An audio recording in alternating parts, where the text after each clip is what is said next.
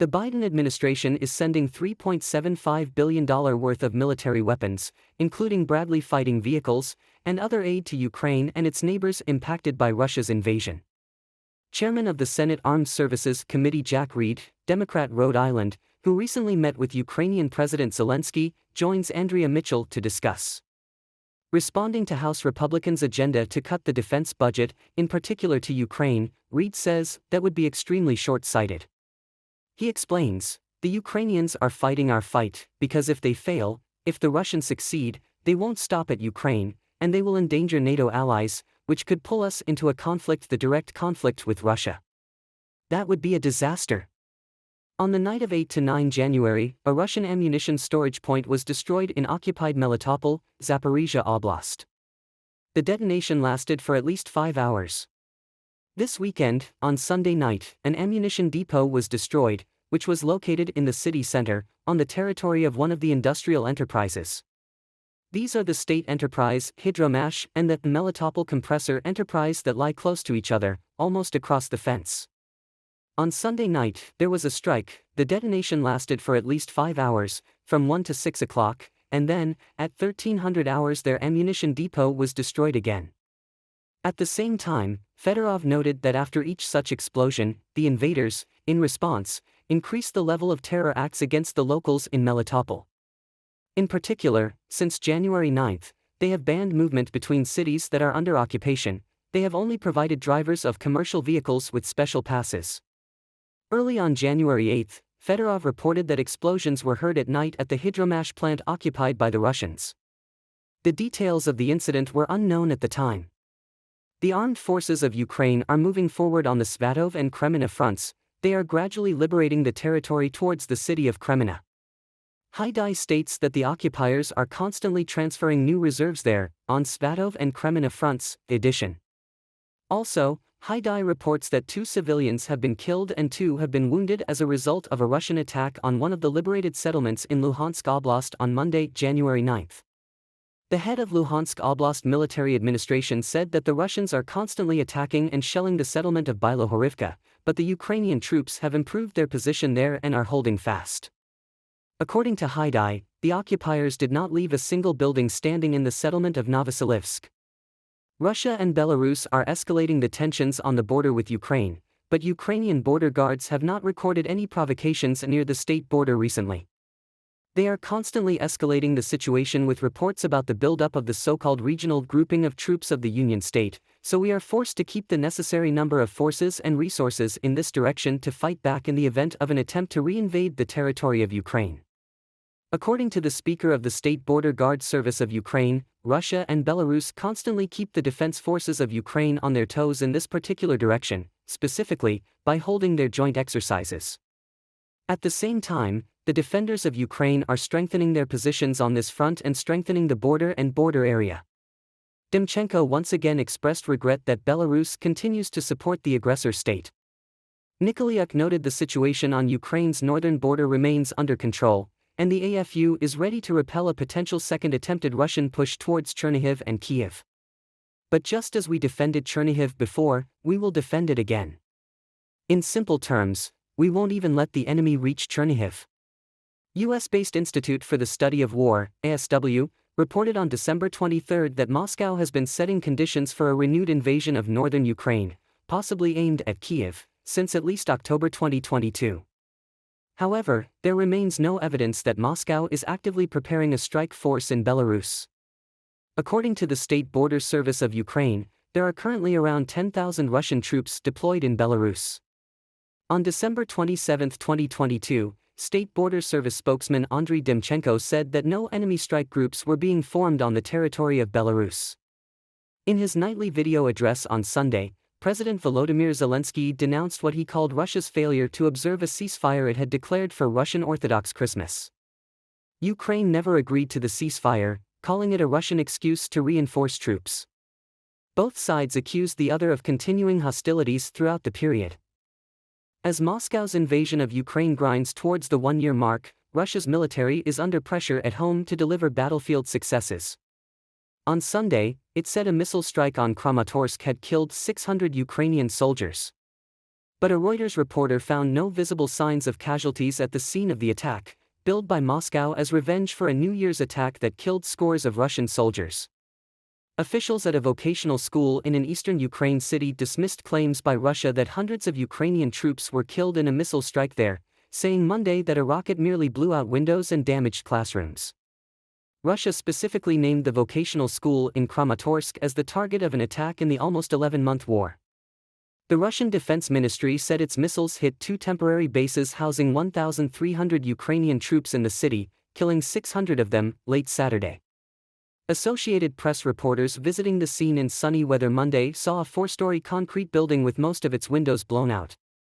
Inside, locals were cleaning up debris, sweeping up broken glass and hurling broken furniture out into a missile crater below. A Russian Defense Ministry spokesman said the strikes on Kramatorsk were in retaliation for Ukraine's attack in Makiyivka on New Year's Eve, in which at least 89 Russian soldiers gathered at a temporary barracks died, according to Moscow. Ukrainian authorities said hundreds were killed. It was one of the deadliest attacks on the Kremlin's forces since the war began more than 10 months ago and an embarrassing loss. Such revenge strikes have occurred before. When Ukraine in early October struck a bridge linking the Russian-occupied Crimean Peninsula with Russia, damaging an important supply artery for the Kremlin's faltering war effort in southern Ukraine and hitting a key symbol of Russian power in the region, the Kremlin sent a first massive barrage against Ukraine's energy facilities. It was billed as retaliation for the bridge attack and heralded a period of relentless bombardments against Ukraine's energy infrastructure. Ukraine's deputy defense minister said Monday that Russian forces have launched a fresh assault on the town of Soledar in the eastern Donetsk region. Taking Soledar would allow Russia to intensify its attacks on the strategically key city of Bakhmut, where intense fighting has destroyed an estimated 60% of buildings. Ukraine's presidential office reported Monday that at least 3 civilians were killed and 12 others wounded over the previous 24 hours as 9 Ukrainian regions in the southeast of the country were shelled. In one attack on Monday, 2 people were killed and 5 others, including a 13-year-old girl, were wounded by a Russian rocket strike that hit a village market in the northeastern Kharkiv region, Ukrainian officials said. Kharkiv Regional Governor Ola Sinyhubov said the strike hit Shevchenko village. Photos on his Telegram channel showed ruined pavilions, some of them still on fire, and rubble all around them. Andrew Bagshaw and Christopher Perry left Kramatorsk on Friday bound for Soledar, where heavy fighting is reported, and contact with them was lost, police said.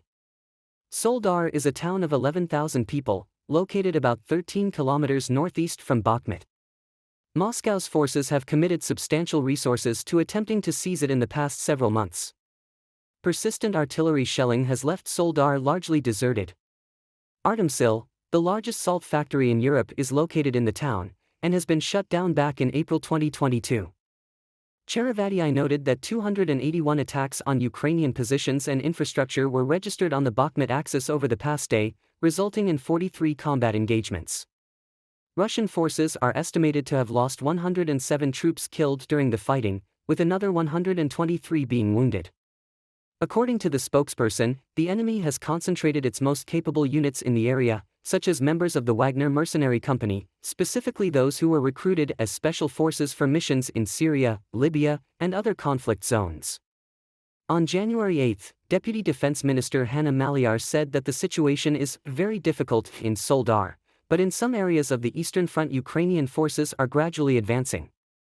The day before, the commander of the ground forces of the Armed Forces of Ukraine, General Alexander Syrsky, visited Soledar and discussed the situation in these sectors of the front with the commanders of Ukrainian units in the area. Touching on Syrsky's visit to Soledar, President Volodymyr Zelensky said on January 8 that Ukraine's military command had decided to strengthen that section of the front by redeploying additional forces to hold their positions and intensify fire on the invading troops. One of President Vladimir Putin's closest allies said on Tuesday that Moscow was now fighting the US-led NATO military alliance in Ukraine and that the West was trying to wipe Russia from the political map of the world. Putin casts the war in Ukraine as an existential battle with an aggressive and arrogant West, and has said that Russia will use all available means to protect itself and its people against any aggressor. Russian Security Council Secretary Nikolai Patrushev is seen by diplomats as one of the major hardline influences on Putin, who has promised victory in Ukraine despite a series of battlefield setbacks.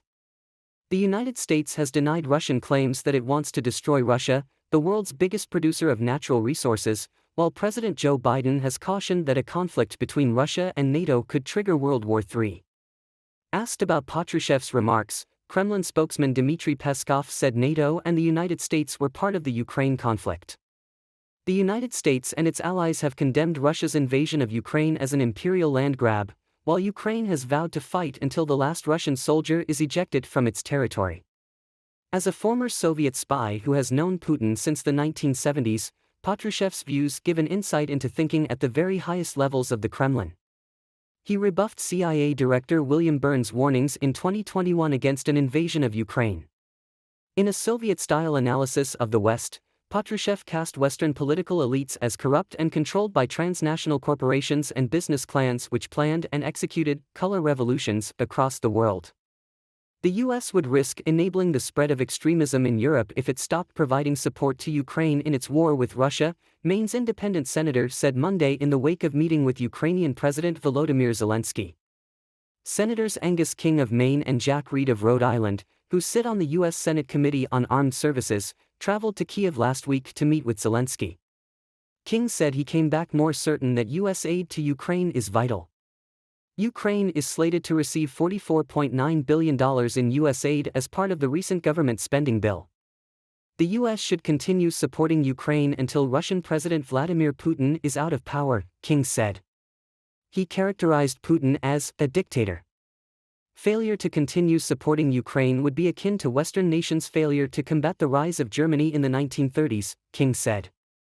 He said he plans to make that case to constituents and Republican lawmakers who have voiced skepticism of continued U.S. involvement in the war. King met with Zelensky while wearing a sweatshirt depicting Maine native and Civil War hero Joshua Chamberlain. The senator said it would be a mistake to set a date on how long the U.S. should continue to support Ukraine, because that would give Putin the ability to wait out that deadline. The Biden administration said Monday that Iran's sale of lethal drones to Russia for use in its ongoing invasion of Ukraine means the country may be contributing to widespread war crimes. National Security Advisor Jake Sullivan leveled the charge against Iran on Monday as he spoke to reporters accompanying President Joe Biden on a trip to Mexico. While it did not signal a policy shift, the charge marked some of the sharpest U.S. rhetoric against Iran since it began providing weapons to Russia to support its nearly year-long war in Ukraine. It comes as the U.S. and European partners are looking to further ostracize both nations in the court of public opinion, as they face challenges with physically stopping the transfers of weapons on which Russia is increasingly reliant. Sullivan pointed to European and U.S. sanctions on Iran put in place after the U.S. exposed Iran's weapons sales to Russia last year as examples of how they are trying to make these transactions more difficult. But he acknowledged that the way that they are actually carrying them out physically makes physical interdiction a challenge. State Department spokesman Ned Price said Monday that the U.S. is already contributing money, expertise, and other logistical support to Ukrainian and international investigators probing allegations of war crimes. He said those probes could well extend beyond Russia's actions. U.S. National Security Advisor Jake Sullivan said on January 9 that Iran may be contributing to widespread war crimes by selling lethal drones to Russia for use in its ongoing invasion of Ukraine. On January 6, the U.S. announced new sanctions against Iran's aviation and defense sectors for supplying the drones Russia uses to bomb Ukraine's civilian infrastructure. U.S. President Joe Biden's administration has scrambled to try to block Tehran from supplying the drones, many of which use Western-made parts. However, it's difficult to control these parts, many of which are widely available and have civilian applications. Ukraine has shot down more than 500 drones launched by Russia since September, according to Ukraine's Air Force.